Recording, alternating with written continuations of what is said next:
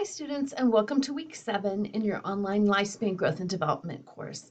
This week we will be moving on into middle and late childhood.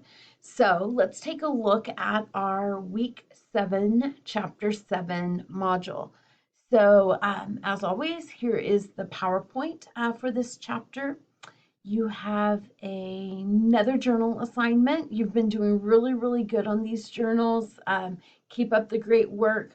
My only suggestion, and where I've counted off some points for some of you, not many, but a couple here and there, have been on not answering all parts of the journal. So make sure you get all those questions answered. I know it's easy to start just kind of dive off into one part of the question and then forget to go back and look, did I answer all the parts? So just make sure you do that. And then your chapter 7 quiz.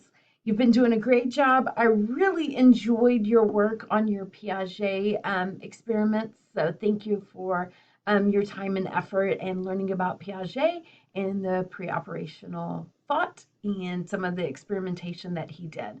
So as we move on into middle and late childhood, I hope that some of these topics that you learn about start prepping you for adolescence, which is right around the corner here, which usually is brings about so many different interesting topics with those teenage years. Have a great week, everybody, and as always, reach out to me if you have any questions.